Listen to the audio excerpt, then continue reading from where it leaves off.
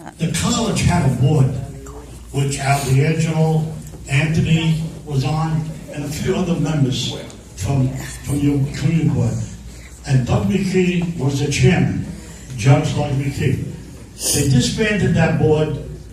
The college was sold to the hospital, so they didn't want no advisory board from the college. But nobody knows with the newspaper article that I read, outside of Al D'Angelo, maybe Anthony and Silvio, that they know that Einstein has its own board. And I want to show you what the representatives of the people that are on the board. I have myself, I'm the chairman, right from the Allenton community. Frankie Acavino, who is the vice president, second vice president of the Morris Park Community Association. Ben Szilard, who represents the Albanian community. Nick Cacciatore represents the seniors over at the Allenton Area Association. James McQuaid represents East Tremont and Throgs Neck. We have Minerva Mendez, who represents Castle Hill Community. Emily Sanchez represents Co-op City. Pat Quaranta is one of the old presidents of Morris Park Community Association. Shirley Cook represents the Van Ness community, and David Ellerstein represents the Plymouth Parkway community. We have 2 vacancies right now.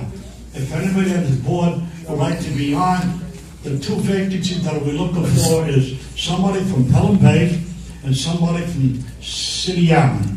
City Island, that's correct. Those 2, and then we will have the whole district all taken care of. Now, I was upset when I read the article when they said this man was sleeping in a chair for 3 days, his socks were bad, and the other article that got 30 seconds left? Okay. But that article, I spoke to the newspaper reporter. He never knew there was another community, an advisory board, and he says from now on, he'll get in touch with me. If anybody needs any of these papers to find out who you represent in your community, she has a list of all of them. I want to thank you for listening to me, and I appreciate it. Bye now. Questions? No? Thank you, Sal. Move on to Gene DeFrancis, Allenton Merchants Association. Trying to enjoy my coffee. Hey guys. So this Saturday, rain or shine, is the food festival on Allenton. The Merchants Association, as well as the Homeowners Association, and a few of our elected officials. It's shaping up really nicely, and we want to make sure everybody is well aware from 12 to 5 on Allerton Avenue. The street will be closed, so avoid the traffic, park your car, and join us for the festivities. Also, I wanted to touch on the business incubator that we started. I thought this was a common thing that many people knew about, but apparently there's still some information about it that needs to get out. So basically what we're doing is we heard the complaints about not enough local mom and pop shops in the area, so we're doing something about it, and we're trying to nurture and grow a new variety, new ideas on Allerton Avenue, so we don't have the same stores infiltrating and saturating the community. So if there's any questions regarding the incubator, feel free to reach out, and you know how to reach us, AllentonMerchants@gmail.com. Thank you. Thank you, Gene. Raphael Schweitzer, Rocks Park East Community Association. June 9th, 2017. Dear residents and families, we, the 1199 SCIU members of the former Beth Abraham, not-for-profit, now owned by Centers for Care, for-profit, would like to alert you to a pending layoff of 25% of workers, which includes primary caregivers, CNAs, social workers, housekeeping, dietary workers, and unit clerks who have given the nursing home decades of dedicated services. Our new employer, Centers for Care, has decided that profits are more important than patient care. They plan on severely reducing our staff to unsafe staffing levels, which can produce a dangerous work environment for every resident and staff member. We have given Centers for Care relief through different concessions of our contract, but that is still not enough. They want to reduce services and staff, which will negatively affect your family members from receiving the uncompromising quality of care they deserve, which can also jeopardize their safety. Please call this administrator, Moshe, 718-519-4125, and tell him to stop the layoffs. Every voice counts. This is from 1199 SCIU United Healthcare Workers East in regards to Beth Abraham. I'd just like to give a big thank you to Councilmember Andy King, to the Office of Senator Jamal Bailey, Councilmember Richie Torres, Public Advocate Letitia James for attending the rally in front of Beth Abraham. Thank you to News 12 for covering it. I wanted to make Community Board 11 alert of the issue if they're not already alert. Hopefully Councilmember King's office can speak more about it. Thank you for your time. Thank you, Raphael. I have Buddha from Parkside.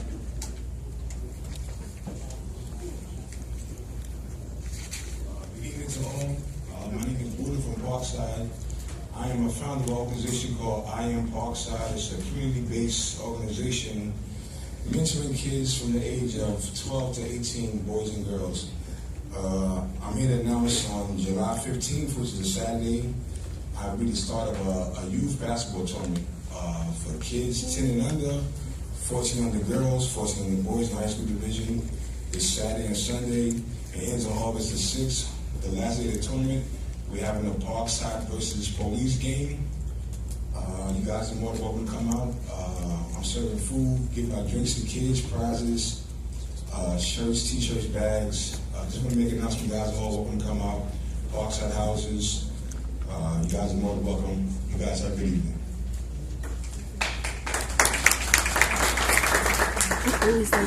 Great.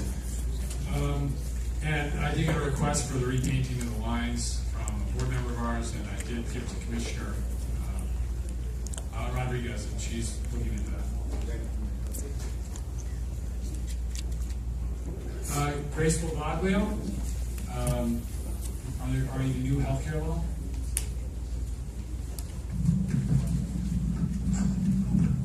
Good evening, everyone.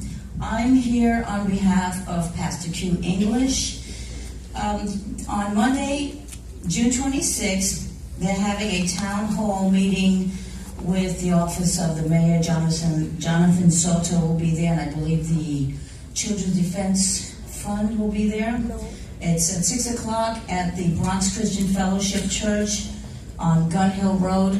I don't have flyers. This was a last-minute announcement, so if you need information, I can get it for you.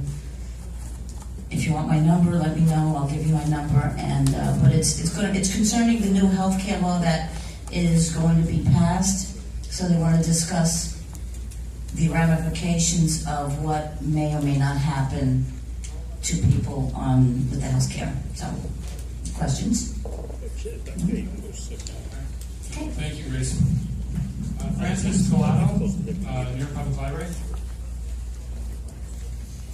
You said it wrong. His representative is going to be there, not him. John. Okay, Michael Windrum, starting a Pathways for Learning charter school. Good evening, everybody. I want to first start by thanking the Education Committee that twice has met with us and extended an invitation for us to come and speak tonight.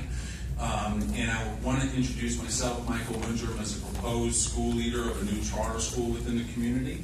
And I want to share with you why I'm here and what excites me about the work that we're going to provide for the community. Every 26 seconds, a child in this country drops out of school before graduating high school. The number one reason that they give the students themselves who drop out for dropping out of school before they graduate high school is they don't perceive themselves to have the literacy skills necessary to compete on the college level. Pathways for Learning Charter School is going to be a charter school that we start in kindergarten and first grade and grow through fifth grade. And then in the third year of development, we're also going to apply to open up a middle school for the community.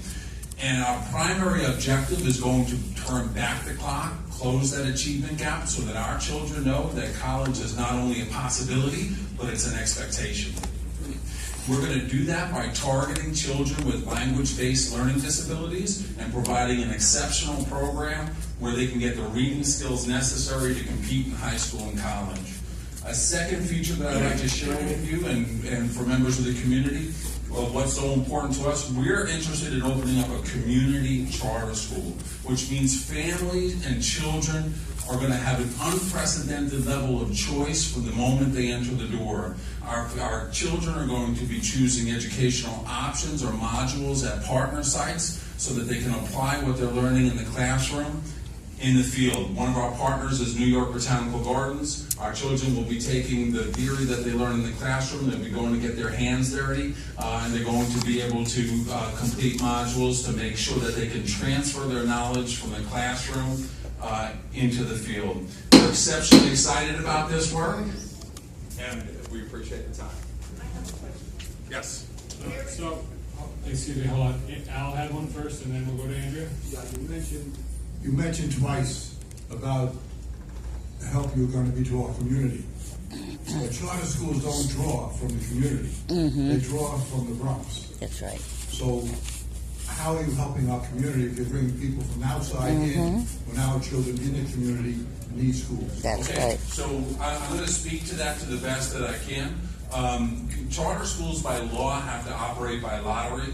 However, you can say that when children or families enter their children in a lottery, priority is given to children within the school district. We don't really have control over that piece, but we do have control over where we ask to be located. Okay? And we do have control over the type of community school that we provide, which means what are the steps and the actions that we take that entice people from the neighborhood to want to attend our school.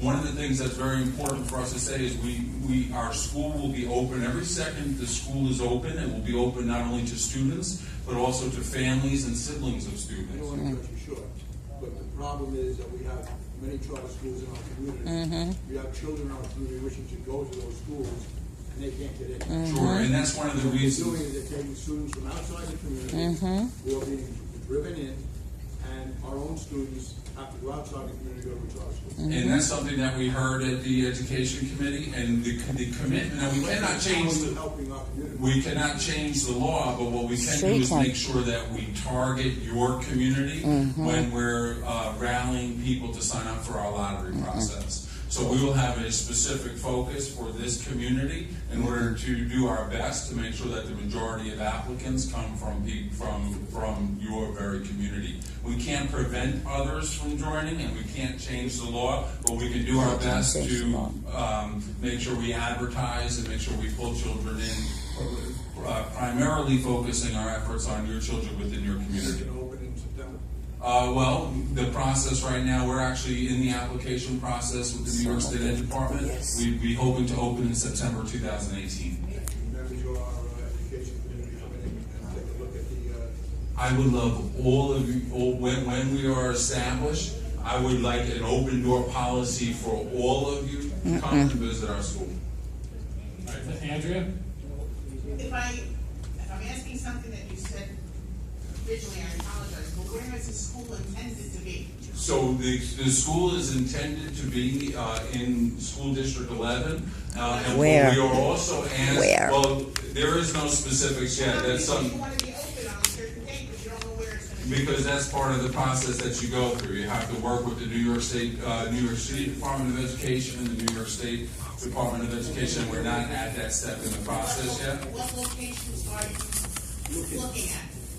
Well, that's something. One of the things that we are focusing on is one of the things that was shared to us about the community is that over the course of the last several decades, a number of parochial schools have closed, and therefore many of our children have had to go outside of the community for their education. So we'll be looking and talking to the parochial schools to see if there's a school within the community that has space available for rent. As of right now. So they're going to co-locate.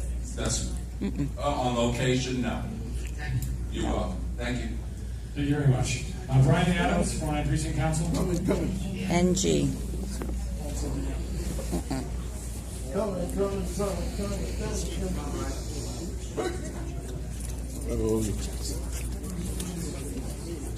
Good evening. Good evening. How you doing? It's about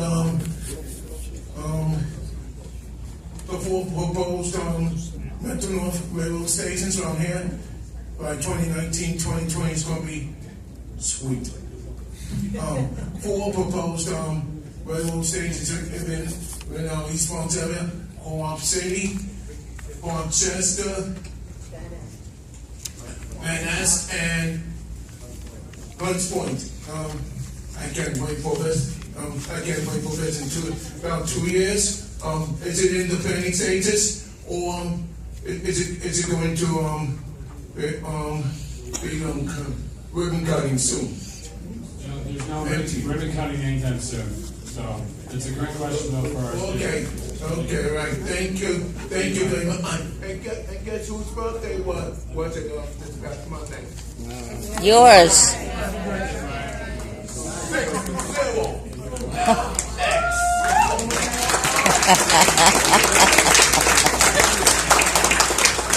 Thank you, Brian. Did Francis return? Francis Collado, Public Library? No? Okay. Gallery session is over. We will turn it over. We have the 49 precinct here. Who wants to say a few words?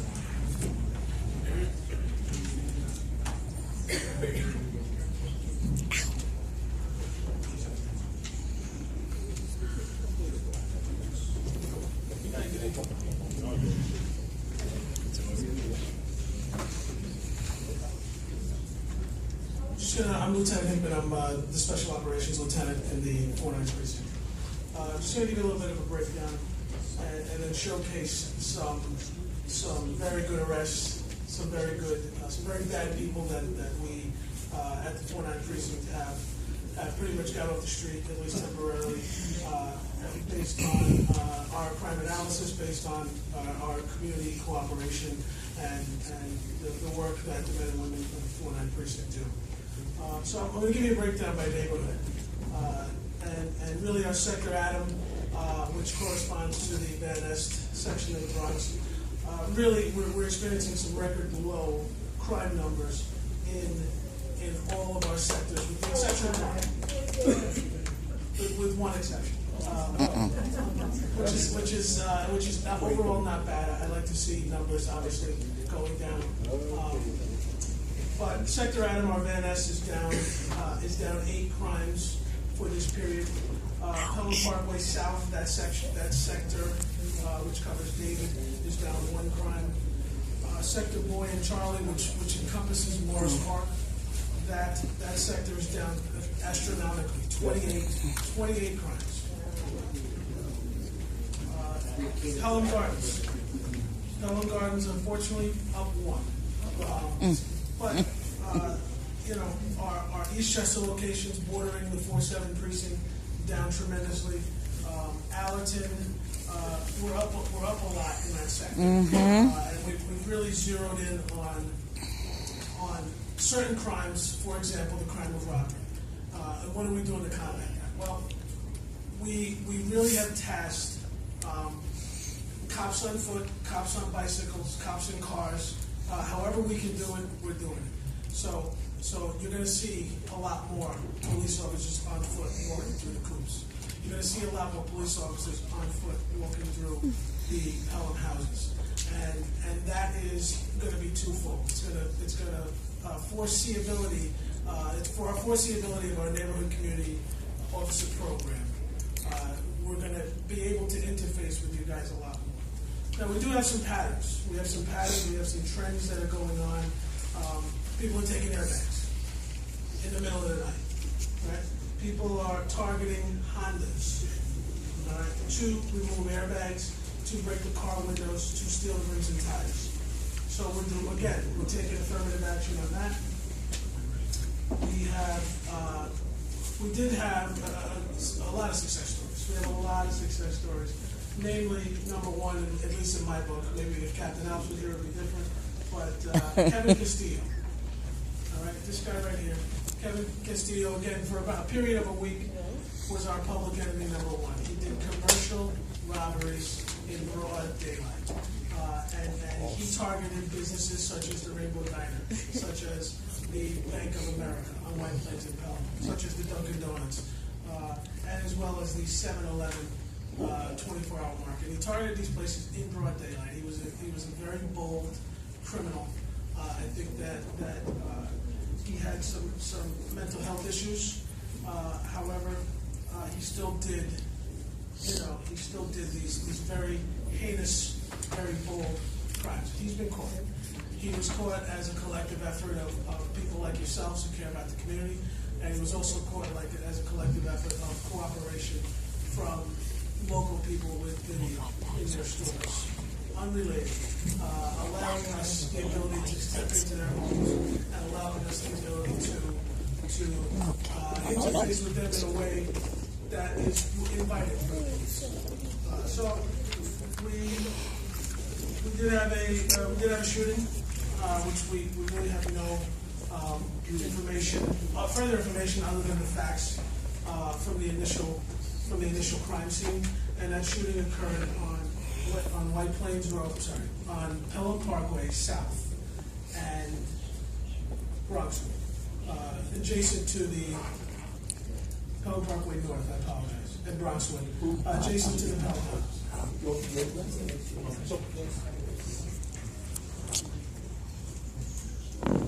Just want to showcase some of the good work that we're doing. So we have, I brought with me several.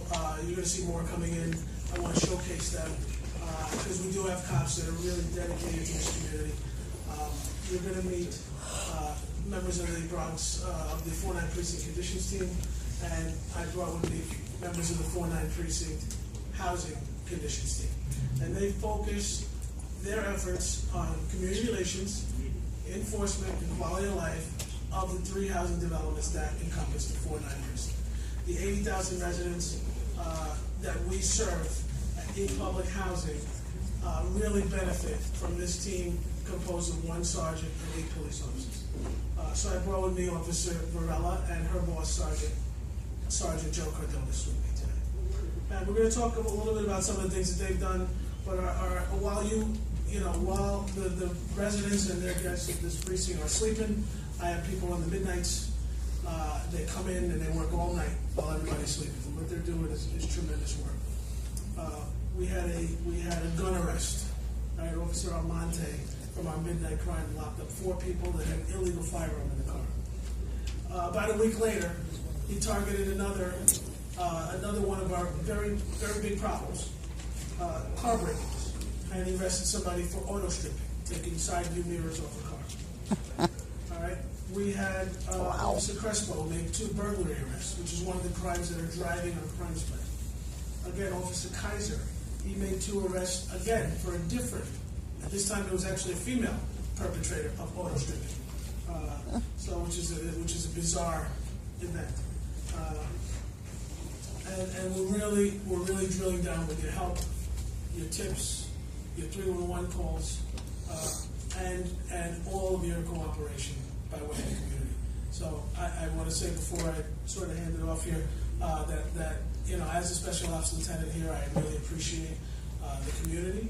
I really appreciate your cooperation, and I think without you, the 49 precinct would not be the success that it is.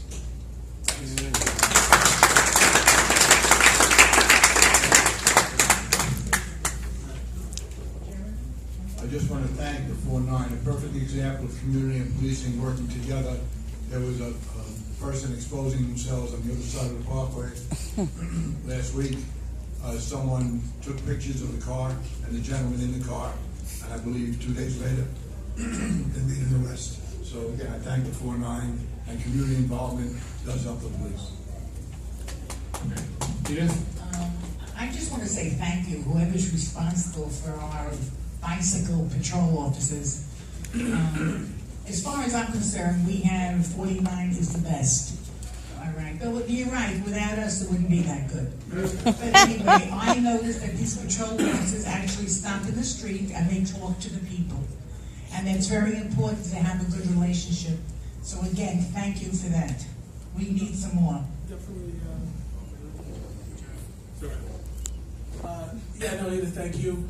Again, you've been a mainstay here for as long as I can remember. And I'm not going to say how long you've been here. However, well, you've been here longer than I've been alive. But, just joking. Nicholson says good things about you, so I have to. No, so even myself, I was a bike cop many years ago, and you might even see me out there a couple of times.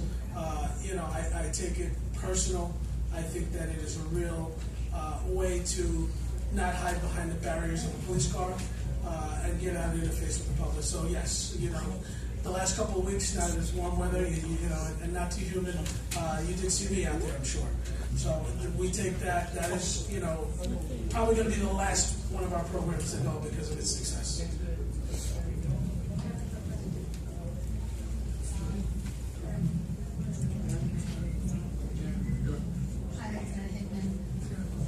Feedback on what Edith said, we think you're doing a great job on Allerton. We appreciate all you guys' help and support. What was the number for Allerton exactly? Okay, so let's talk about Allerton. Brace yourself. It's not so Chair, what? And I'll tell you why. One of the main things that's driving Allerton is the crime of grand larceny auto and the crime of grand larceny. And as you can tell by the sequence of events and the showcasing of our midnight anti-crime, we're getting the right people and we're in the right places at the right time. So when I talked about Officer Almanza's 4 arrests for a man with a gun, that was in Rock Park East. When I talk about the grand larceny auto, yeah, that was in Morris Park, but he was caught, using an innovative, state-of-the-art technology we call Find My iPhone, because the victim ironically left his iPhone in the car which was stolen. And I gotta warn everybody, hopefully somebody's taping this and we can get this out. Please don't, no matter how short of a time that you're going into the store, into the bodega, in to see your mom, in to see your kids, just take your keys with you, right? Whenever I see it, of course, there's enforcement style for every single offense. Obviously, if you leave your car running, it's illegal. It's a violation of the BTL under 1210A of the vehicle and traffic law for unattended vehicle. But if you're going to go to the ATM, take your keys with you. All right. The other night at about 1 o'clock in the morning, I stopped a gentleman who was going to the Chase Bank ATM, and I told him, listen, just because I'm standing here doesn't mean people won't steal your car. So take your keys out. All right, take them into the ATM when you get back to your car, because that's how we're getting our GLAs. That's how we're getting our grand larceny autos to this end. So the guys, to answer your question, brother, the guys are in the right place, they're in the right time. They're taking these arrests, and we're trying to target the bad guys as best we can. No problem. Okay, Keyshawn, I want to say, I'm Pelham Gardens. I went up and crying. All right, listen, I want to say thank you to Captain Alps, to you and your, and I asked for some presents here, but then you sent half the precinct to me. But I got to say thank you for coming, letting people know what we're doing, you're doing rather, and we appreciate it every minute of it. Thank you.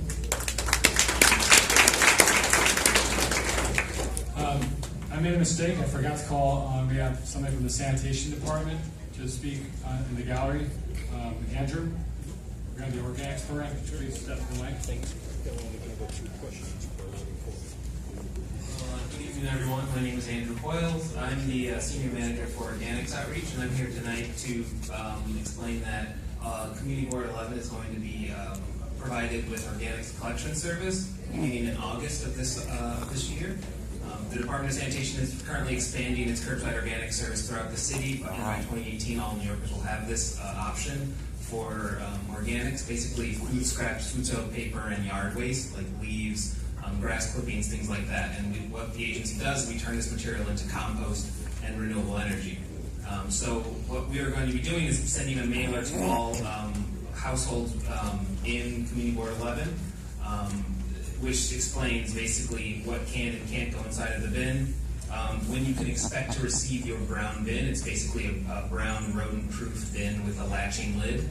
The purpose of this bin is to containerize the putrescible waste, the food scraps, food soap, paper, yard waste, things like that. We find that if you keep this material inside of a container, it will prevent rodents and raccoons, rats, things like that from tearing open those bags that would be normally laying on the curb and causing a mess.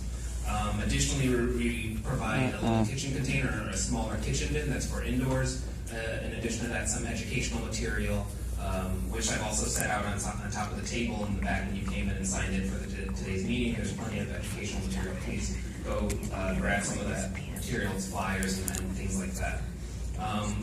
Since we are expanding this program, it is actually during the month of July, we're going to expand to Bronx 11 and 10 at the exact same time, so we will take 1 full month to deliver the bins. So if you receive your bin in July, service won't actually start until August on your recycling day. Okay? Again, there's the flyers and information at the table in the back. Edith? Hi. You used the word option. Is it our option whether we want to do this or not? Let's say we live in an apartment. I can't imagine putting another bin into my kitchen. Okay, this is a voluntary program. It is volunteer. You know, we do definitely ask for people to participate. If you do live in a building with 10 or more units, you have to apply online for the bin by going to nyc.gov/organics, and that's how you can find out how to get a brown bin delivered to your apartment. You're completely eligible, but you have to apply for it if you live in a building with more than 10 units. All right, great. Thank you very much. We'll move on to the elected officials. We have Romina Anaya from Councilmember Torres' office. Hello everyone. I don't really have announcements, but I did want to let you guys know that it is re-election year in the council. So if you don't hear from our office, it's because there is a blackout period where we can't send e-newsletters, you know, things about events like that. So if you want to stay updated with the office, please call or visit our social media page, Facebook, Twitter. The office phone number is 718-842-8100. Thank you. Thank you. Romina, Adam Ramirez, Councilmember King's office.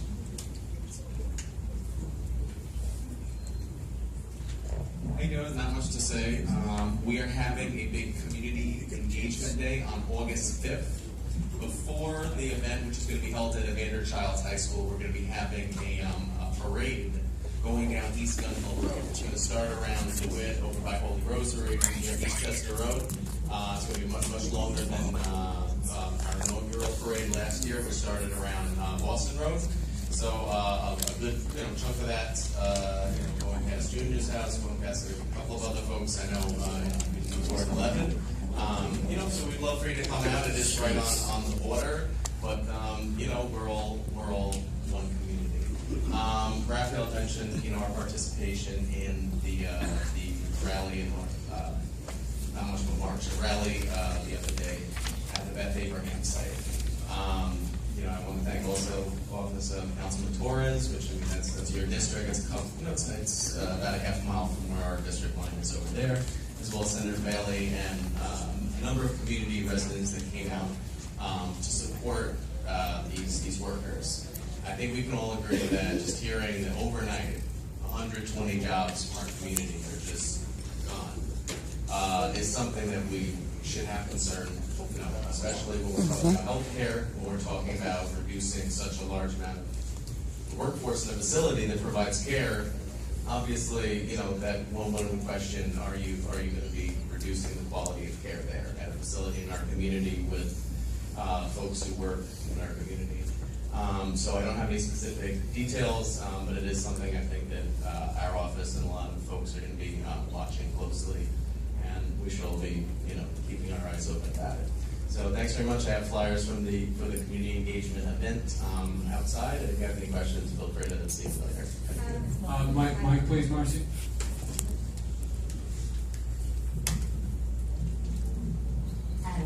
Yes, Marcy. You know how I take healthcare very seriously. I know you do. Why didn't you let me know about all these problems? We have Joe, myself, we have the committee meeting. So this was very overnight. I mean, we heard about this. It was very overnight. This is, they let these folks know about it a week before, and it was sort of an overnight rally. But there's things going forward. We'll definitely let you guys know. We have one participant. Like I said, it's not our district, but we just we felt we had an interest. Great. Thank you, Adam. Gina, Sarah Klein's office. Hello everyone, I hope everyone's having a nice day. I actually don't have any announcements for today, but But I just wanted to let everyone know that we are still having our summer concerts in August. We don't know who's going to be playing as of yet, but we're generating a calendar, and once I have that, I'll make sure we'll email blast it to everyone, and so that everyone will be aware of these events coming up, most likely in August. But that's it. Thank you. Go ahead, Marcy. The bands, I know at least 15 bands, because I'm a Lindy Hopper. Whatever it takes. Could you make suggestions? Absolutely. Okay, absolutely. Thank you. Thank you. I'm not sure how to pronounce the last name. Ibrahim from Assembly Member Polter's office. Hello, everybody. How are you today? I don't have too much to report either. At the end of May, we had a successful mammogram. Last Friday, we had a successful job fair, our third. We were celebrating Father's Day all last week with different senior citizen facilities in the area. And that's about it. I don't have much else to say at this point tonight. Questions? Okay. Thank you. Thank you. So that ends, well, actually, I forgot Tom King. Tom, you want to say a few words for our President's office?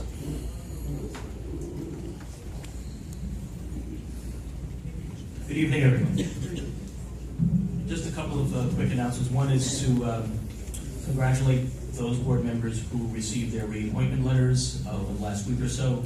We thank you for your service, and we look forward to continuing working with you. The board will receive its list of new board members over the next week or so, so that they can begin their service probably right after July 1st. And there are just two other quick announcements. One is that early in June, the Borough President participated in a groundbreaking ceremony for York Studios. Now, York Studios is building on a 10-acre lot in Community Ward number 9, and will become a 350,000 square foot media production studios with back lots and sound stages for TV and movie production. It's will be a companion almost to the Silver Cup Studios, which is opened also in the Hunts Point section. These are well-paying jobs. These are opportunities for people in the borough to participate in television and movie production. It's a $100 million development in the borough, and it's something that the borough president is very pleased is occurring. I just have one other note. Tomorrow at the Rotunda, there is a recruitment day for new careers, job career day from 10 to 1 at 851 Grand Concourse. I'll put these flyers in the back so you can take them after the meeting, beginning at 10 and going until 1 p.m. at the Rotunda of the courthouse. Thank you, Tom. Bernadette, Mike? Some things are going to leave in the building. Hi, Tom. The production studio, when is that going to start and when is that going to finish? Is there a timeline?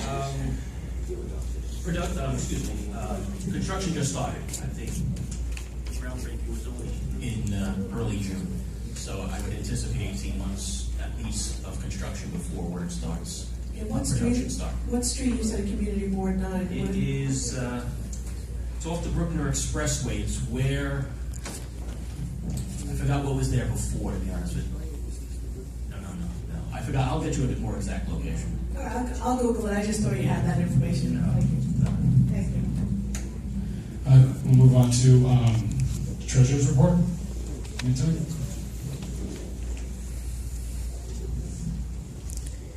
Thank you. Thank you. The Treasurer's Report has been distributed. Do you have any questions in the afternoon? Thank you.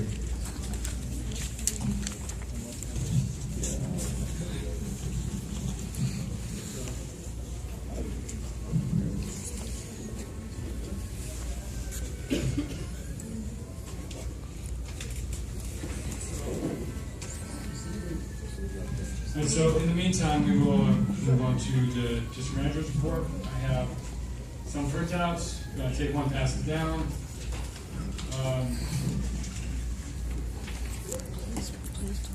So, WNET, is recording the meeting. They're live streaming the meeting.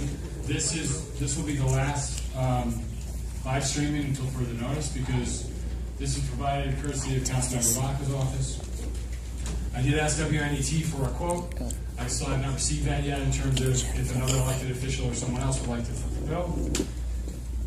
And then also people have asked about the reconstruction of Pelham Parkway, the interior road space. We do have the Bronx Parks Commissioner here today. And when I reached out to her about it recently, she was there last week. There is active work going on. It's just not every day necessarily. The contract is until March 2018.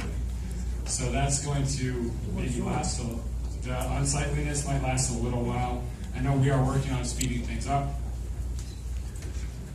Let's see, I got an email from PS108. They wanted leniency with parking tickets, which is kind of ironic or coincidental since in the past they've requested strict enforcement. Also, the health committee, they're looking at having their health fair next year at the Bronx House. And the Bronx House previously requested the committee to provide some type of insurance for them. That I was informed earlier today that that is no longer being required or requested. It looks like the committee will be covered under the Bronx House's policy.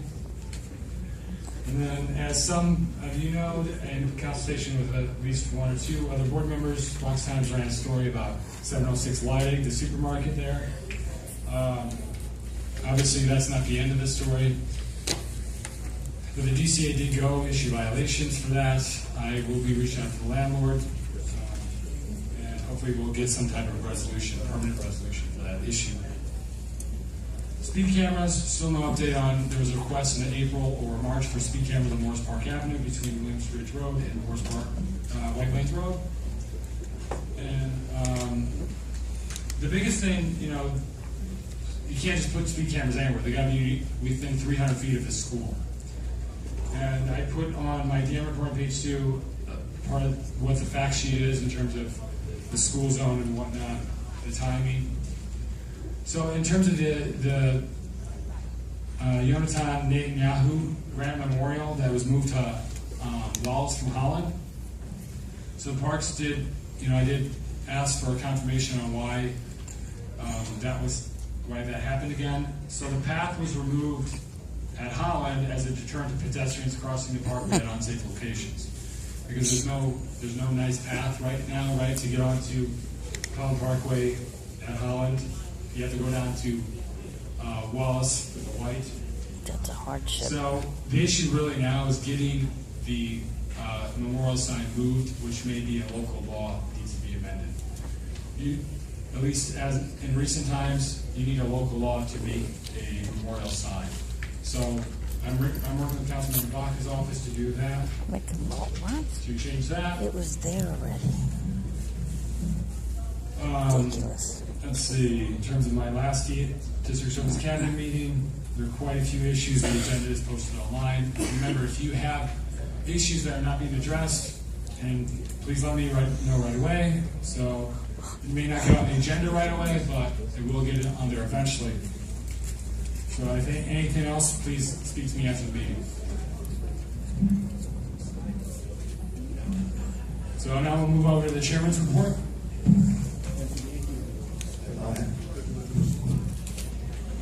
Son? Okay. I gotta come around on this one. No, nobody hit me in my left eye. I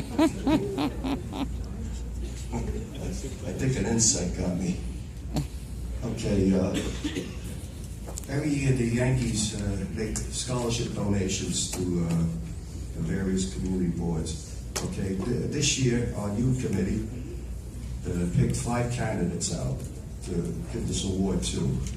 I'm going to say this here. 4 of them are unavailable due to work, tournament, in one in Italy, and we have I think one of the candidates here. I'm going to bring her up first. A pretty girl here, Holly Vanilla.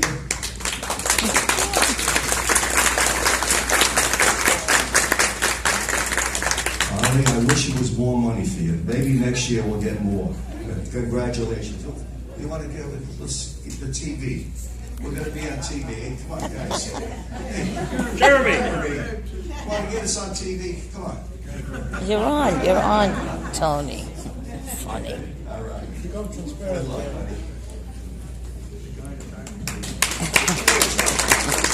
Congratulations. And the other candidates is Anthony Monty. His father's right here. I'm going to bring up check over to his father.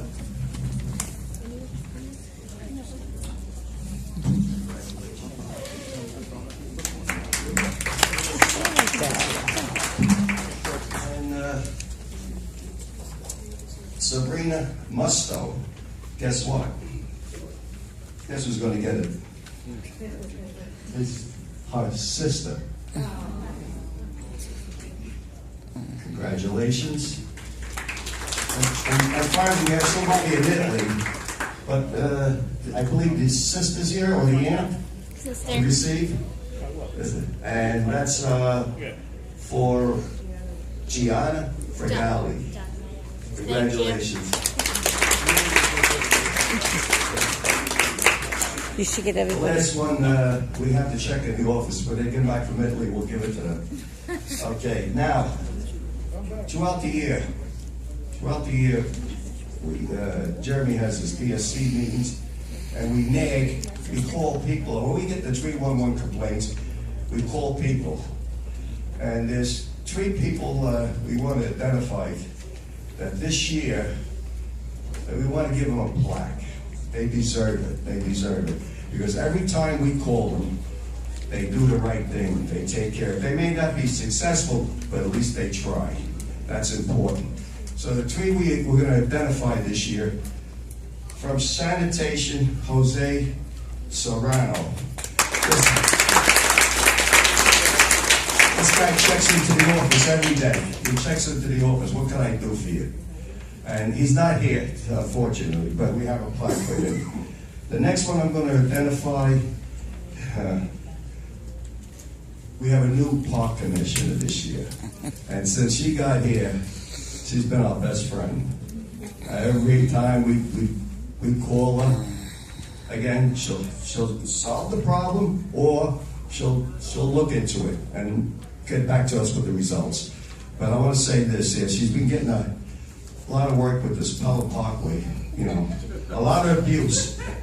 And it's not her fault. It's these contractors, They don't Different move until they get their contractors. money. They go in stages.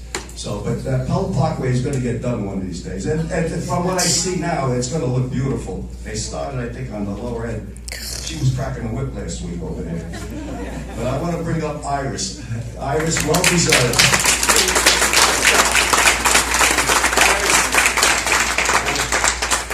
How's that, Iris? Beautiful, thank you. You want it? Now, let's go here. Give this guy a shot. Oh my God. Show the flag. Show the flag.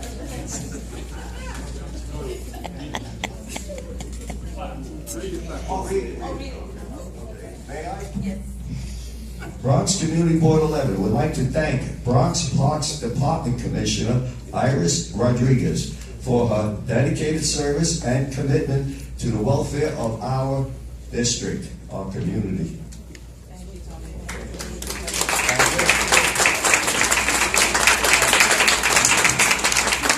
Now, the next one, she deserves this. She does. All these years, I've been on this board about, since 08.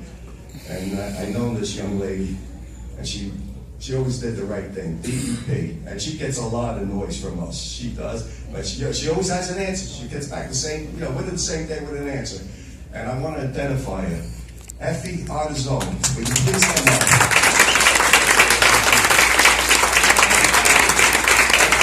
Good honor.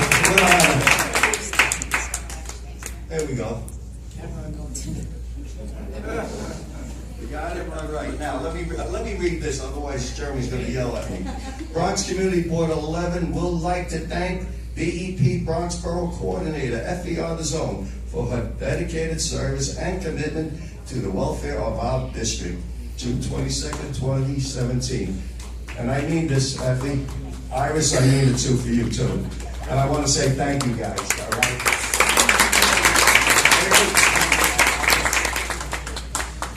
Stay, Iris. Let me serve you. Okay,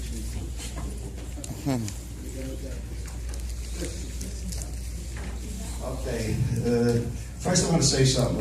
As all of us know, we lost a good friend in our community, Will Madonna. Madonna, okay.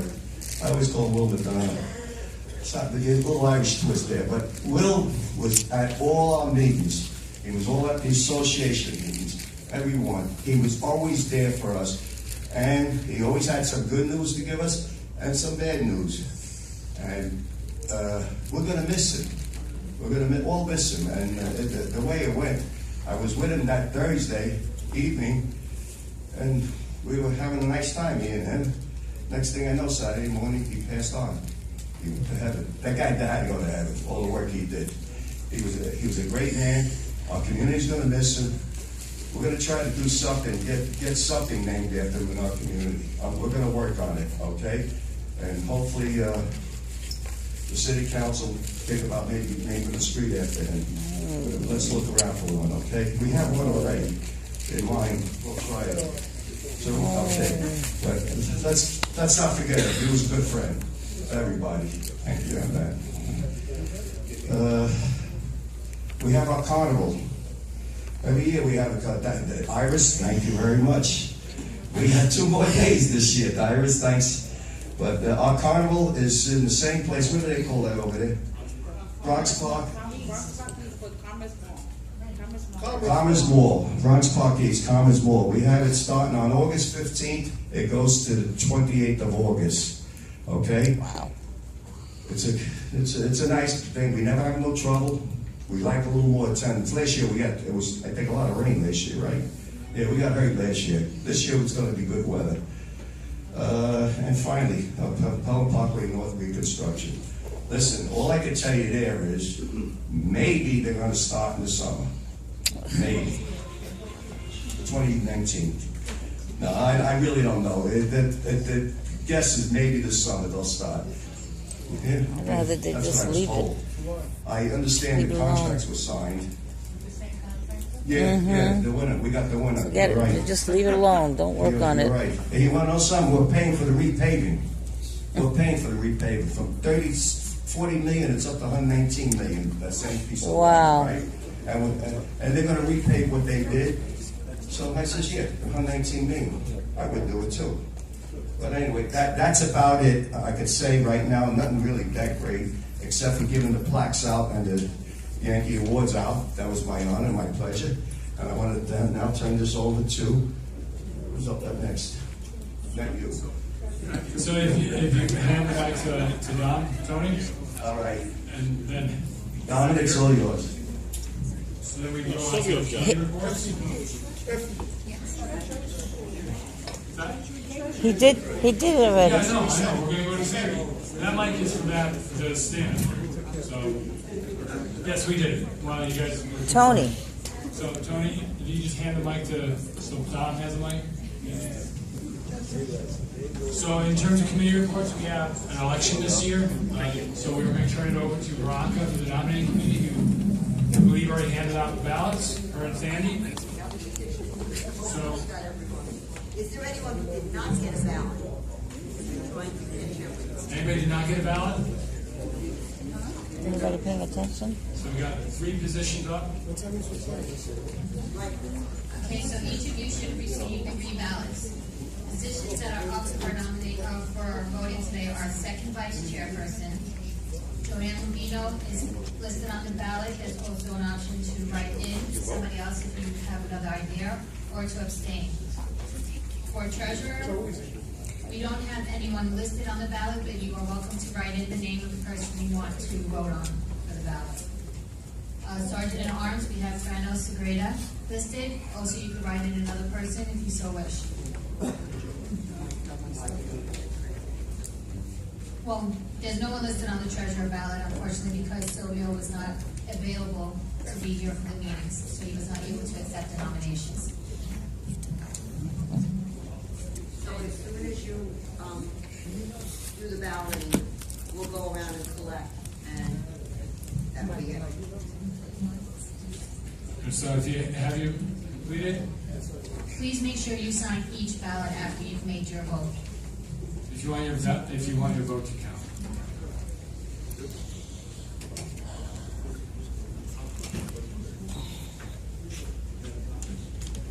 We're gonna go on with the committee reports, okay? Who's up first? Me. Yeah, Dom, take it. Is this on? Good. I'd like to break this up into two sections. Oops. Number one is renewal of liquor licenses. The first ones are a Japanese restaurant on 1948 Williamsbridge Road. It's a renewal of liquor, wine, and beer. The second one is for Gasolina Bar and Lounge, 2525 Boston Road. And the third one is El Nueve Sazon on 2233 Boston Road. Precinct didn't really have a problem with any one of these.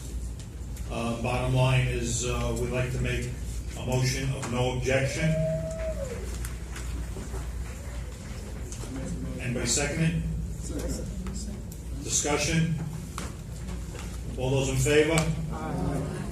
Opposed? Any abstentions? Okay, those three pass. Now we have a new liquor license for 500 Morris Park.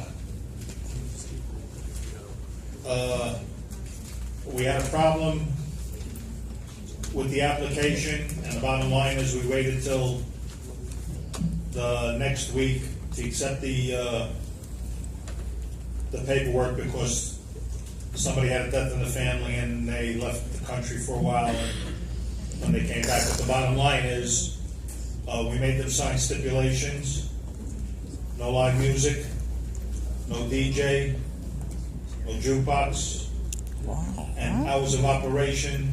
They close midnight 7 days a week. They wanted to be open till 2. We made them sign the stipulation that they close at midnight.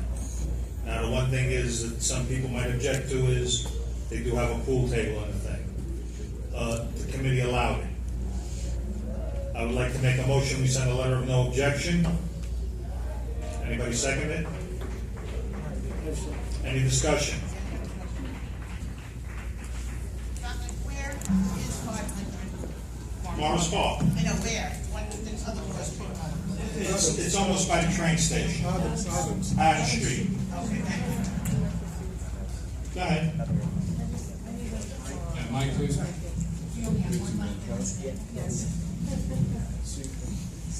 Thank you. I have an objection to this liquor license, even though they are new. That has been a problem corner. The past two owners, excuse me, the past owner had a pool table, and what it did is it attracted not restaurant, but more lounge and hanging out clientele, which caused issues. And before that, there was a pool table in there. We had asked them to take it out because it was attracting the same kind of clientele, and they did take it out. I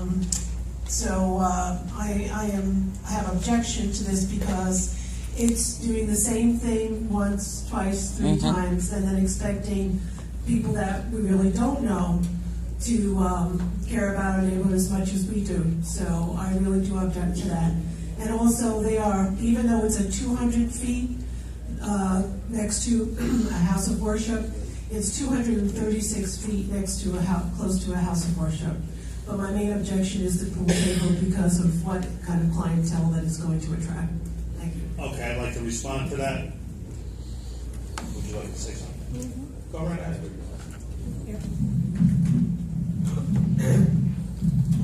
I also have to object, because when you hear sports bar, you think of HBO, the fights, etc. It's going to bring in a clientele that is going to be from outside the neighborhood, which could happen in any place.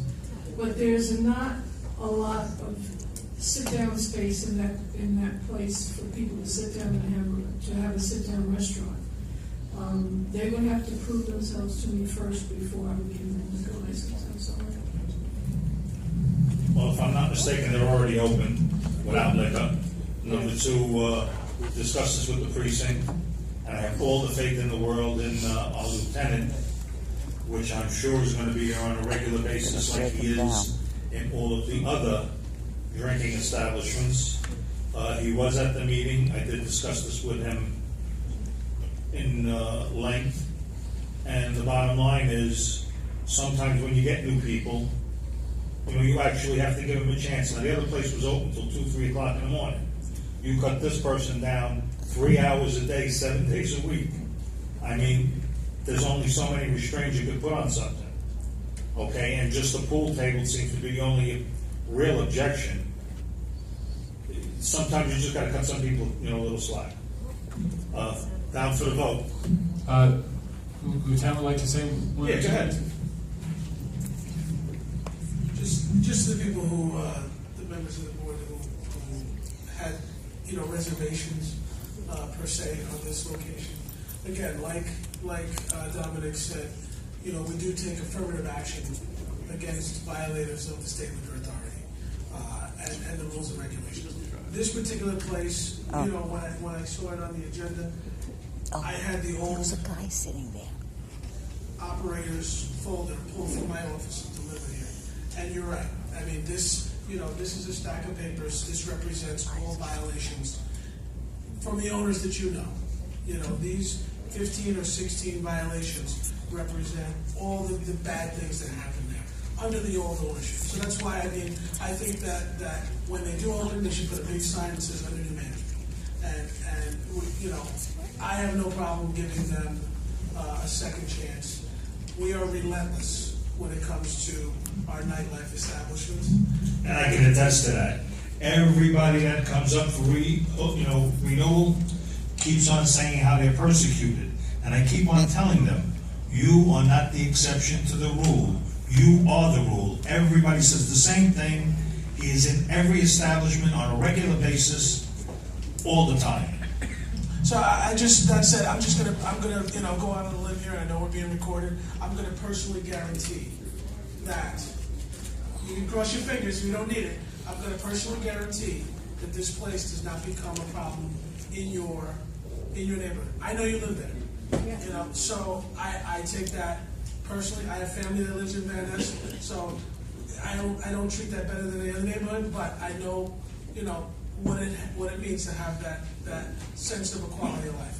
And I know that you had it while they were closed, and now that they're opening, I will ensure, and I will personally guarantee, that there will be no issues if I live in Morse Park. And if there is, then we'll remedy them. 2 questions are over already. I call for the vote, Mr. Chairman. All those in favor? Aye. Opposed? We have how many? 2. Any abstentions? Verna. 1 abstention. Okay, so Verna and Andrea opposed, and then Linda abstained. Passes. That's it. I'm done. Parks and Recreation, Arlene Drayton.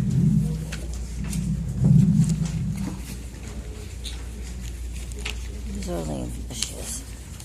No, you have a motion on the floor. I forgot about that, I'm sorry. Good evening, everyone. Parks and Rec, we had our meeting on June 7th, and we did not have a quorum, but we held a meeting anyway because Parks Department design team came to present designs for fitness equipment that's going to be installed in Bronx Park in the Allerton Avenue entrance. So the design team gave their presentation, and there was some adjustments that were made because the Bronx Park East Neighborhood Alliance was there, Allerton Avenue Merchants Association, and several other guests. So they were able to make suggestions and recommendations, even though we didn't have the quorum. I went ahead and made the decision to present to the board. We need a letter of no objection that's going to the New York City Design Association so that the designs for the park may be approved. We couldn't approve it at the committee meeting because we did not have a quorum, so I'm making a motion to make that done now. So does anyone want to second that? I second it. So Tony? Discussion? All in favor? favor? Any opposed? Any against? Abstain. Or, yeah. Just one abstention. Okay? So, sorry. I just want to state the deadline is tomorrow, so you either need to send a letter or send an email and speak to Iris about that, because Michelle was not in. Good. Great. Jeremy? Dom Ciano? Yeah, a couple of things were brought up about that whole area, and I think that the community board in itself has to see what they have to do to get some kind of park house there, or, you know, where they have some kind of bathroom facilities and water fountains. I mean, you have at least 2 or 3 things going on over there. You got the skate thing, you got the soccer field, and now you're gonna have this exercise equipment. They have to do something to get water into that area, like water fountains and stuff like that, and a park house with a reasonable restroom. Because the people in the housing across the street are complaining about a lot of disgusting things happening over there. Arlene? Don is right, but the designs did not include it because there was not enough money in the budget. So they're asking everyone to petition the elected officials to go into their discretionary budget. That's what I So just that asked the them to do next now. time around, it can be built. Great.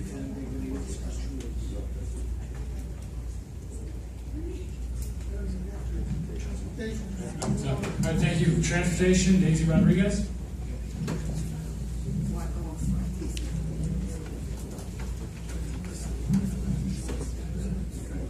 Okay, good evening. The Transportation Committee has a motion to recommend approval of the following street activity permits. There are 9 of them, so please bear with me. First one is Narragansett Party Association Block Party on August 26th. This is taking place on Narragansett Avenue between Rhinelander Avenue and Lakewood Place. Second is a health fair on August 26th. It's taking place on Allenville Avenue between Allerton Avenue and Brighton Avenue. Third is the White Plains Road Bid Street Event on August 20th. That's on White Plains Road between Lydig Avenue and Pelham Parkway South. Fourth is the Eastchester Presbyterian Church Block Party on June 24th, sorry. And that is taking place on Fish Avenue between East Glen Hill Road and Burke Avenue. Next is Hone Avenue Annual Block Party. Sorry, on September 22nd. And that is taking place on Hone Avenue between Arno Avenue and Addy Avenue. Next is the Fellowship Tabernacle Ministries. It's a religious event, and that is on August 23rd, taking place on East Glen Hill Road between Pearsall Avenue and Throat Avenue. Then it's the 1900s Block Party. They don't have a specific name, it's just the address. It's an annual block party that they do. This is on Narragansett Avenue between Neal Avenue and Rhinelander Avenue. Then it's Diana's Block Party on August 5th, and that's on Fillmore Street between Morris Park Avenue and Van Ness Avenue.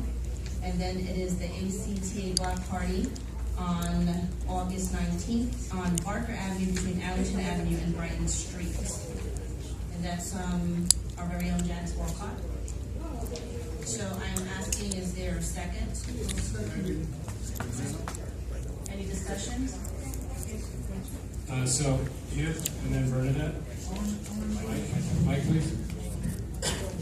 On the White Plains Road Bid Street Party, is that on the sidewalk, or is that, are we stopping traffic on White Plains Road? No, we're gonna take, sidewalk. Yeah.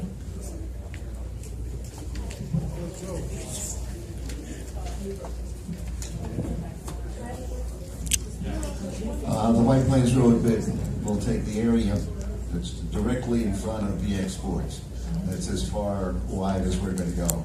And we're gonna take, the street, but only the service road to block it off. Yeah, the service street.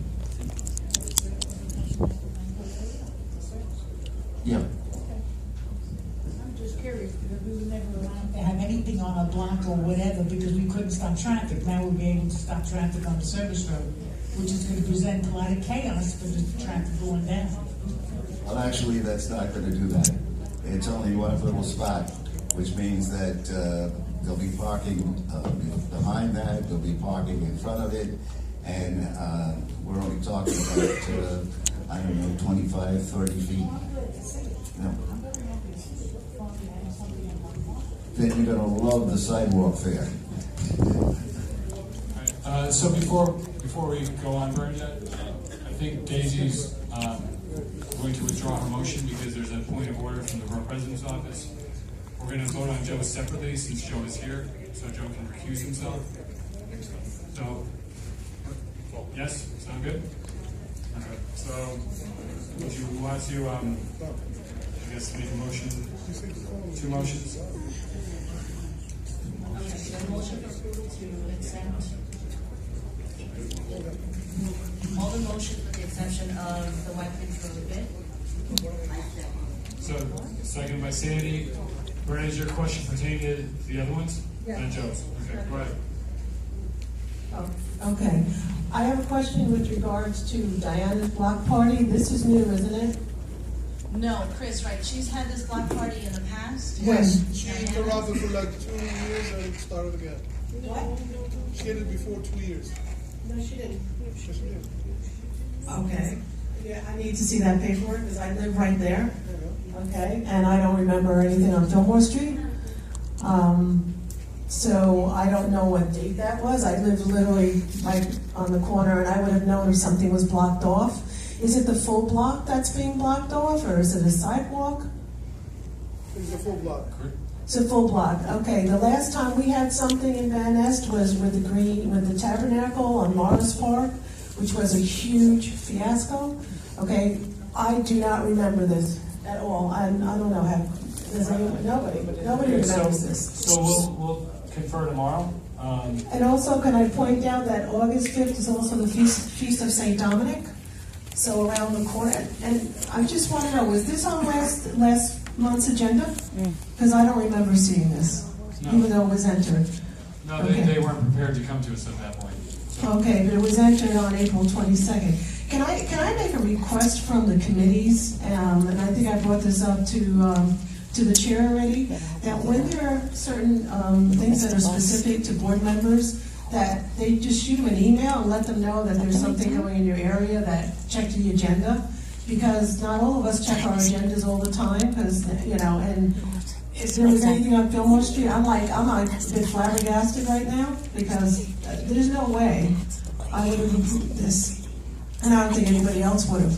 Fillmore is a long block, and we have one-way streets, and there's going to be the Feast of St. Dominic around the corner on Unionport Road. So I would like to basically see the previous stuff, the previous paperwork. Okay. Any other questions? Chris, you want to say something? Yeah.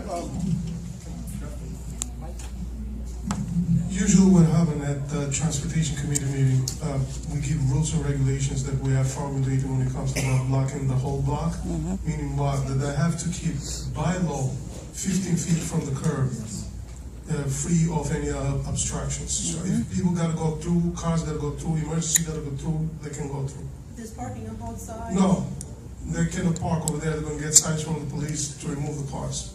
Otherwise, they're gonna be told away. Now, this is actually a regulation from the mayor's office. There needs to be 15-foot emergency lane. And I have a petition that she has signed, I guess, so I can check it out. Yeah, well, she People have signed it. Well, I'd like to See the addresses of the people. Okay. Linda? If you remember down in Van Nest, we don't have block parties down there for a very good reason. It's true, it's a new year, things are being different, and the crime is down. But that is not a great area, and plus the fact there is no parking now because Con Ed is beside the regular parking because Con Ed is down there doing work. So you have obstructions on just about every block except for maybe 3. So something like this is going to take up that whole block, even though it's a wide block. There is a problem. We've always had religious things down there, like the Tabernacle or whatever, but we've never had block parties. And I've been on this board a long time. Frano? In order to satisfy different areas, I recommend that when these meetings occur, we alert the people that get affected by this to attend these meetings. Thank you. Okay, how do we determine that? Who's affected? Because I have you the have address. a notice of who wants to have a party, and we know which associations it affects. I know it's a little extra work, but it's worth the time. That's it. Let's move on. Any other discussion? In the meantime, Andrea? in the meantime, since a number of people are objecting, why don't we vote on that one separately? I mean, So can I make a motion to remove that one? you can Vote withdraw on the that motion. separately? Yeah. You want to withdraw the motion and then make another motion? Yeah. I have one question. It says 24, is that correct? Yes, that is. All right. So Daisy's withdrawing the motion, so your new motion is? My new motion is that we vote on this as a block with the removal of Diana's block party and also the White Plains Bid Road. So who seconds? Brano? Any more discussion? All in favor? Aye. Against? Abstentions? Okay, motion carries unanimous. Next motion? So the next motion would be to approve the White Plains Bid Road on the street acceptance. Second by Edith. All in favor? Aye. Any, against? One abstention? Okay. So motion carries. So there's 28 casinos, there are 20 open. Yeah. Thank you, Sandy. You're welcome. Okay, Last and motion. then the third motion is to table Diana's block party. Well, you don't have to. You don't. Well, the committee did vote on this, so Okay, you so a should motion bring it. to, okay, so a motion to Recommend approve approval. on Diana's block party. Do I have a second? The motion on the floor is recommend approval of Diana's block party. Is there a second? I second it. Brano? Open for discussion, no? All in favor? Against? So let's I really hate this, but not enough people raise their hands, so.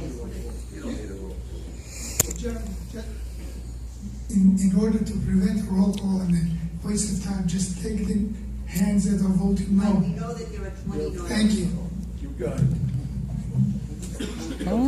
Okay, so, once again, who's in favor? Aye. Okay, majority in favor, right? Against? No. So Linda, Bernadette, Kenny, Andrea, Tony, So it's 24. 21, 23, 4. abstentions. 1, 2. So, hold on, Strado, Edith, Laurel, Al, anyone else? So then the majority carries.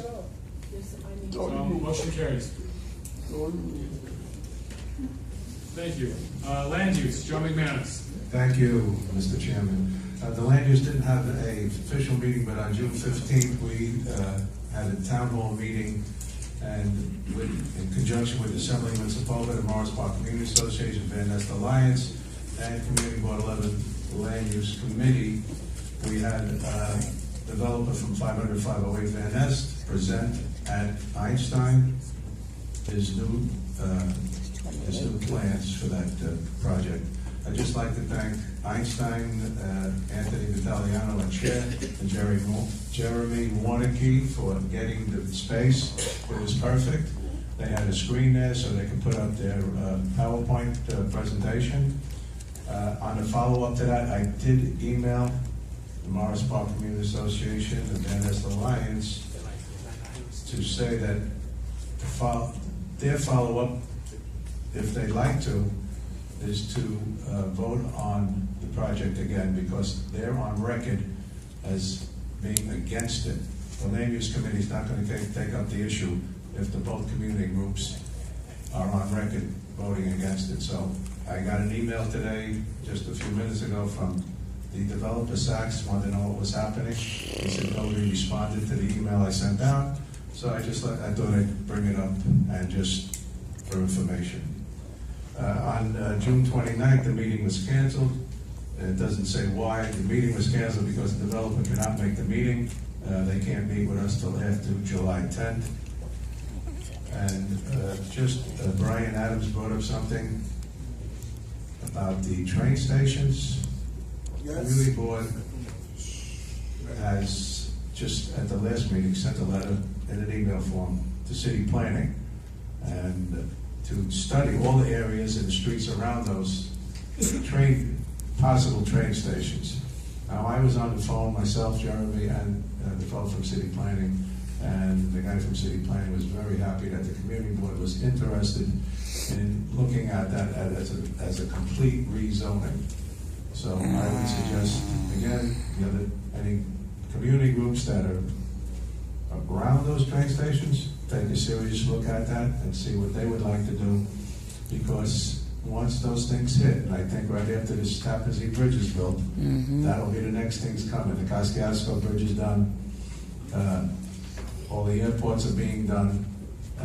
In my opinion, I think this governor wants to run for president, and he's going to make sure these things move along. So that's the strength of my report. Thank you.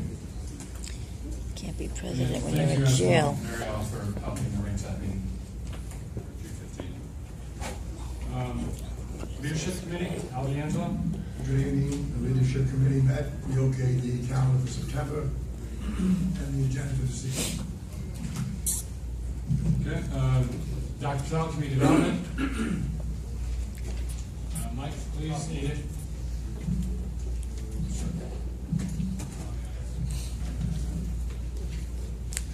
It is an open request from the board that if any of the residents or any of the community board members have any suggestions or items that needs to be considered for community development purposes and to be included in the budget priority list, please submit them to the community board office attention district manager. Thank you. Thank you, Dr. Patel. Education Committee, Linda White. There was an education committee meeting, education and youth. Mainly the talk was around the Yankee Awards for this coming year. There is some language and some hashing out that has to be done, so that we will not have that until the next meeting. I believe the applications are due in October. We can do them in October. So, yeah, we just want to try to do them earlier rather than later, versus relying on the Yankees to contact us. No, I understand that, but things have to be hashed out first. Yes. And since we're going to be closed for the 2 months, the youth committee will not be meeting, so we will have to But get that if we straightened can have out. some discussions in the meantime, that would probably be very helpful. Okay, well, we'll see about that in the meantime. Our education and youth will meet on September 5th at 7 p.m. at the office, and we'll get everything hashed out and get the information out to you as quickly as possible. Have a wonderful summer. Sandy, go ahead. With the minutes, then whatever discussion was going on here dealt with the Yankee Awards. Is that with the times and the whatever it is? It tells you that was all about the Yankee Awards. Not on the minutes. Okay. So, Okay, all right, but that's what it was about, okay? Thank you. Joe McCoke, Health Committee. Yes. Good evening. At a June 13th meeting, we had the executive director from Montefiore attending our meeting. She outlined to us some of the problems that they are having and have had. One thing she told us, that they have moved the orthopedic department over to Wakefield to open up some beds at Monte. The hospital itself has 421 beds. And she told us that there's a heavy period when patients come into the hospital. Those days are Monday, Wednesday, and Friday. Those are heavy days, and they do not have beds to move patients into a room. We were lucky to have with us at the meeting Dominic there to tell the executive director, who is Beverly Michaels, the problem that he had when he was a patient at Walla. Now, they have not been able to open up beds in Westchester Square because the state would not let that happen. So, and they're not building any new hospitals. So we are stuck with what we have. Now, she gave to us, the members of my committee, the Einstein campus update. I'm going to leave this in the office, and I hope the members of this committee visit the office and look at the information included in this update. There is a problem in terms of that, and it seems as if we can't solve the problem. They're not going to build any new hospitals, so we have to suffer through what we have. And I want to tell you, not only at Waller, New York Presbyterian is having the same problem. Patients are in the hallway on gurneys. They have no beds, and they're not making any new beds. So, but I do want you to read this. She outlined quite a bit of information for us. Had patience with us, the questions we asked. One thing she did tell us, that there were 115 new nurses hired at Walla, I guess, at Montefiore. So that's the whole system.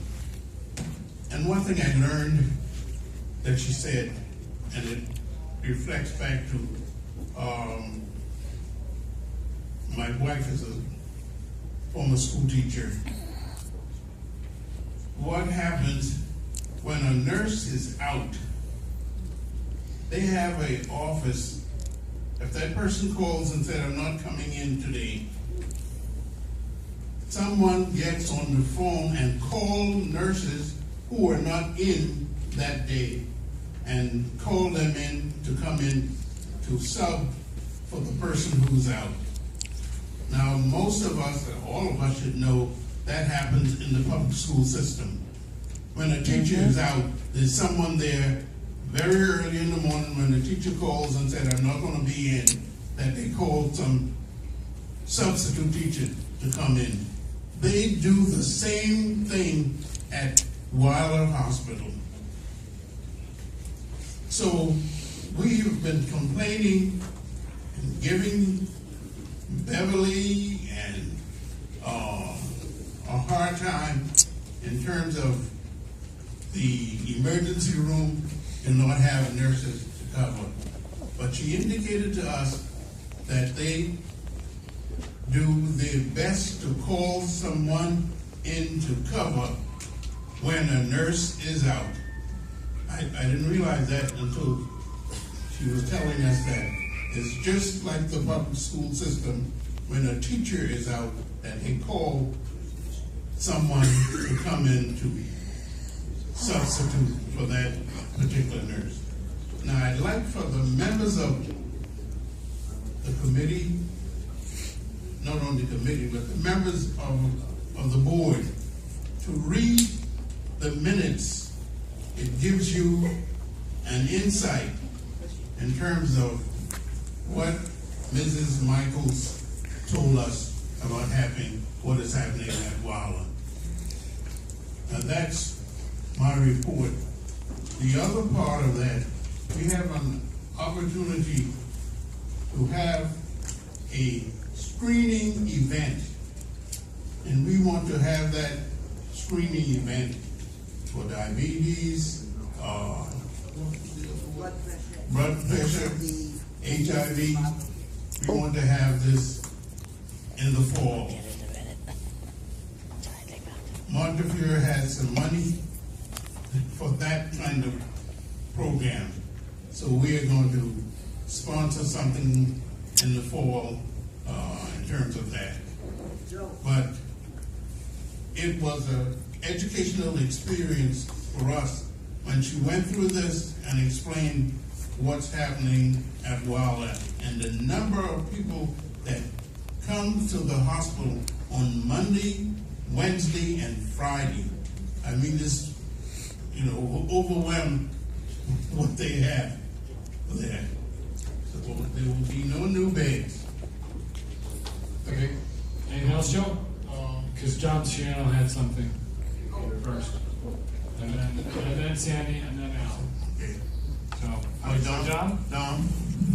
Yes, at the executive, what was the executive committee we had?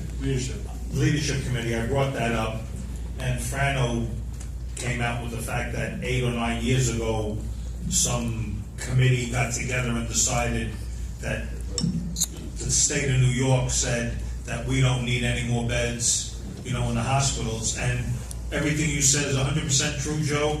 I back you, you're 100% right. But the only way around this, because she basically says there's no way you're getting any beds, and I don't think that works. I think we have to get behind anybody who's an elected official for the state of New York and have somebody else do another survey to show that we do need more beds in the area of the lower New York area. Anything from Westchester down. I mean, maybe in Poughkeepsie they're satisfied with a hospital with 300 beds. But you can't have that over here. I mean, Westchester Square, the facility is there. All you got to do is put the beds in. I mean, they shut down Pelham Bay Hospital, about 15, 20 years ago. I mean, we can't afford to lose anymore, and we do have to add. So I think this community board should start going after the state officials and, get the ball rolling to get more beds. So, Fran, you want to clarify that? Yeah, all you have to do is Google Burger Commission. You will see so much information in it. And the Burger Commission caused at least, and I'm not probably over-exaggerating, at least 75 to 100 hospitals to close. The reason is that the delivery of medicine has changed. Montefiore used to have 825 certified beds. To my knowledge, Montefiore probably has less than, on the main column, less than 600. That's one. Also, there's Google another thing, DISRIP. This is a program by New York State that a bunch of hospitals get together to provide services to the community. The purpose is the hospital will get paid for the health of their community and to discourage people from staying in a hospital setting. There's reasons for it. And the more you stay in a hospital, the better the chances of you either getting hurt from falling or getting a disease out of it. So these are some of the things. Dom, you could demonstrate all you want, you will not get additional beds. You're going to get less beds coming down. Okay, Sandy had something? Oh, no, what I wanted to bring up was with screening. We had thought to use the community board office as the base, where they could come in, also see what the community board does, and use the back office for a few hours, one day, to do all the screening. Okay, so we can look into that. Yeah. I don't know if that document's been emailed to us, but if it hasn't, maybe Mariella could email it to us so we can send out an email, a blast on that. Al, you want to say something? Yeah, I don't know if anybody has seen this brochure. I complained to Montefiore that we had a meeting with them, and they said they were gonna broadcast and advertise, and they were gonna blanket the communities with information about where to go for urgent care that are associated with Montefiore. Because most of the people that come into the emergency room are there for what you would get from a general practitioner, and it uses up a lot of emergency room time and space. So I don't know, I haven't seen this before. They delivered it to me today, and they told me that they sent these all over the place. Now, my community association didn't get it. Nope. All right, no one here got it, so I don't know what they did with them. But this is very informational. It tells you where all the urgent care centers are that are associated with Montefiore.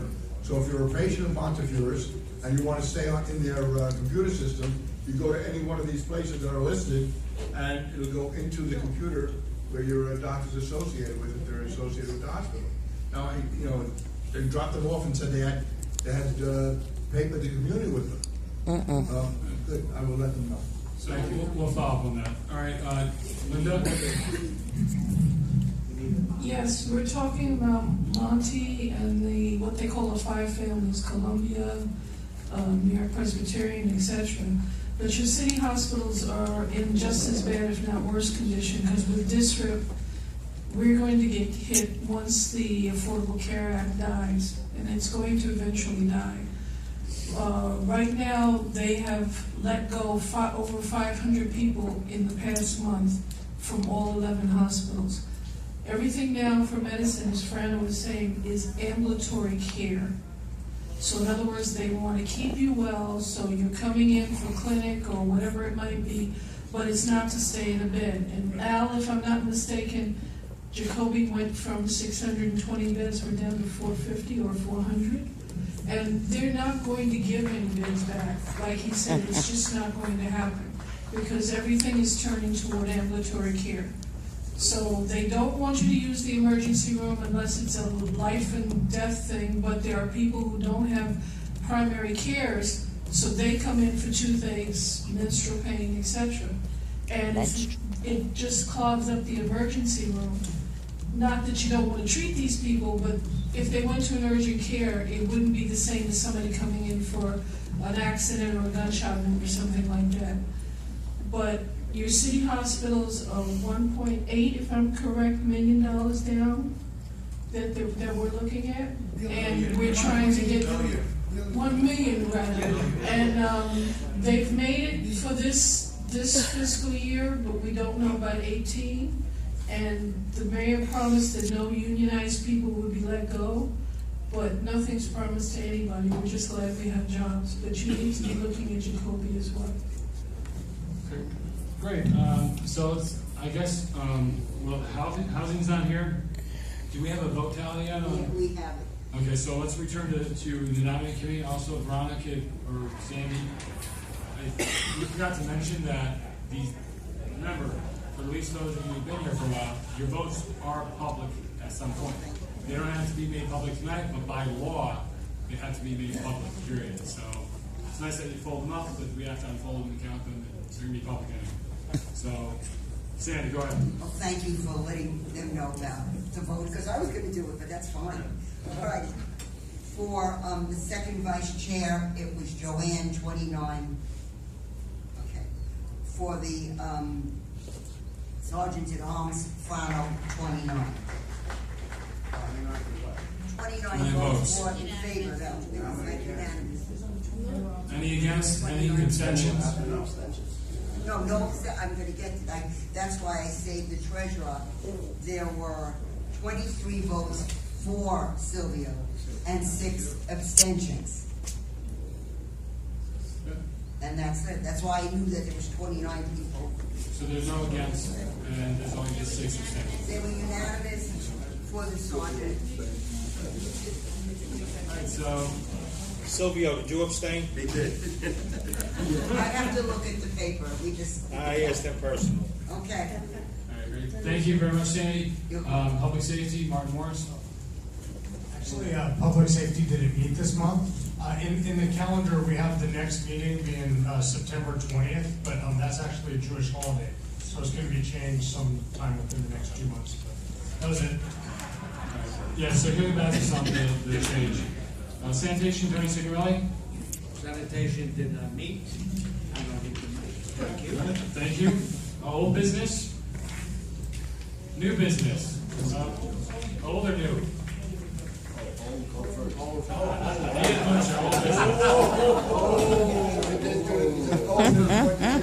Mike, please. You know, I feel like I'm beating a dead horse with this topic. The building on Barnes Avenue in Lydic, okay? It's still not being rented. Everything is locked up tight. Nobody's ever working in there. And I am personally requesting the board to find out from the owner what's going on there. Yeah, we'll try, but I know there have been rat rodent complaints, the last one. Exactly. Nobody's living there. The rodents are having a wonderful time. They're going underneath. The health department did get them this past night, they got them for a different location, but not that. Okay, but what I would like to know is from the owner, and who knows who the owner is that building ever going to be rented, or is it the truth that I heard that it's going to be a shelter? It's all hearsay until further notice. Everything is hearsay, Jeremy, but this is the third or fourth time that I've requested some information. I live in the area, I'm concerned. I understand, but as you know, with the Sofer properties, if they don't want to tell us what's going on, you know, I'll reach out. But at least with Sofa, there's somebody to talk to. Whether we get the right answer or not is another story. I'm not faulting anybody for this, don't misunderstand me. But we need some kind of information. Yeah, we'll follow. Thank you. Joe Thompson.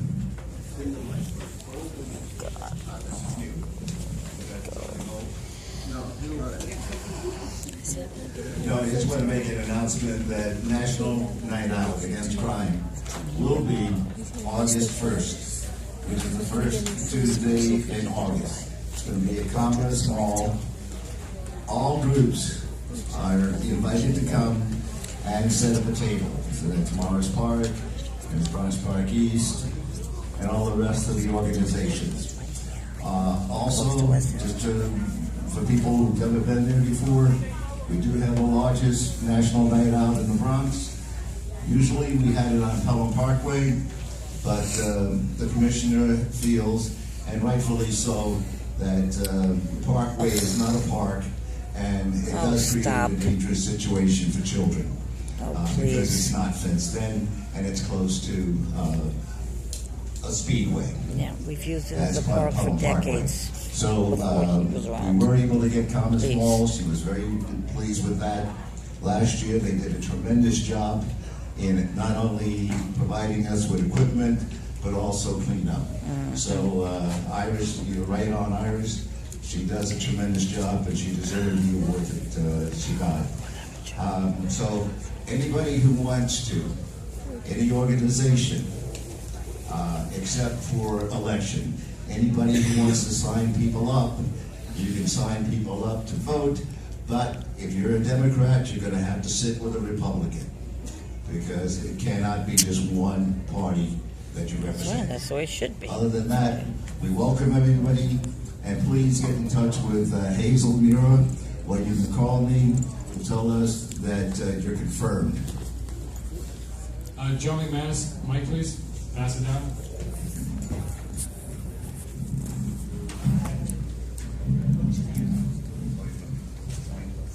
Just as a point, maybe I got the information wrong, but did you say that you have to have two people there? I mean, at a designated table for the 49 precinct, or just anybody? Because it is a public park. I was confused about what you meant.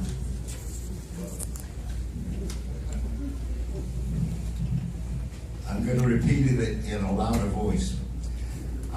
Not louder, I need it more specific. If you want to sign people up to vote, in order to make it fair, if you're a Democrat, you also have someone from the Republican Party that's also signing up people to register to vote. Registration card? Yeah.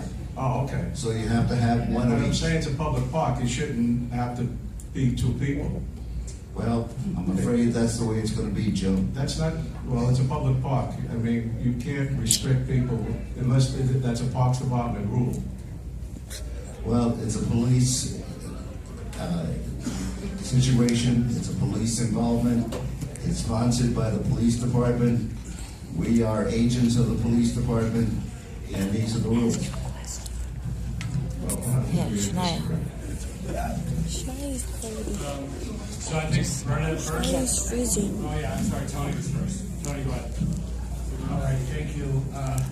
Speaking of events, the Columbus Parade is just about around the corner. So if anybody, organization, association are interested to march, you need to call the Morris Park Association. The phone number is 718-823-0596. There is paperwork that you need to fill out if you want to march in the parade. The parade will be this year, October 8th. On September 29th, we have the Columbus Day Parade dinner dance on Maestro, 7 p.m. Tickets will be $100 per person. Again, the phone number of the Morris Park Association, 718-823-0596. First come, first serve. Thank you. Okay, my question is directed to Tom. I was wondering if, I know one of the things that I've been advocating for years is the Bronx Animal Shelter, and I know that we have certain locations. I've been trying to get a follow-up meeting with the mayor's office, and I was just wondering if you had any information from the borough president's office with regards to that? I don't have anything specific. I do know that it was included in our response to the capital and expense budget for fiscal 18. Whether anything was in this year's budget, other than the $10 million that was previously allocated, I don't know. I did hear that they had been looking at some specific sites which they haven't shared with us. I know Betty McRae, our budget director, has had conversations with them, but they haven't shared any particular locations. Okay, is there any, I know I have submitted many locations along with Patrick Crusoe and a lot of other people, and I have, had meetings with Jeff Dupay, and just if there's anything that the borough presidents can do to find out where the status is and where they are, we'd really appreciate it. Thank you. And we did have a rep from the mayor's office, our new CAU liaison come, he came late, and he had to leave because he was going to 412. Yes. Yeah, he came to our Venice Neighborhood Alliance meeting. Thank you. I agree. It's done. So somebody had asked me to raise this in the meeting that there was no lights at the Morris Park train station. Like they're saying the number 5 is very dark there at night. She comes home at night. So I don't know if something was burned out or if they need to put lights, but that was something I wanted to raise first. So this is the Morris Park 5. Well, where, at the entrance or the waiting? It might be the way down. Or the steps, going down the steps? I think yeah, something like that. Yeah, can you find out? Yeah, find out. Have the troops reach out to us directly? I'll follow up. Okay, because I've actually gone out on site with the MTA and DOT. And DOT tried to shuck responsibility, but DOT is responsible for that type of issue. At least underneath, I'm not sure about in the station, so you gotta be very specific. I'll come back with a diagram. Okay, all right. So, Anybody Reynolds, else? Motion to adjourn. Second. He's like. Jerry.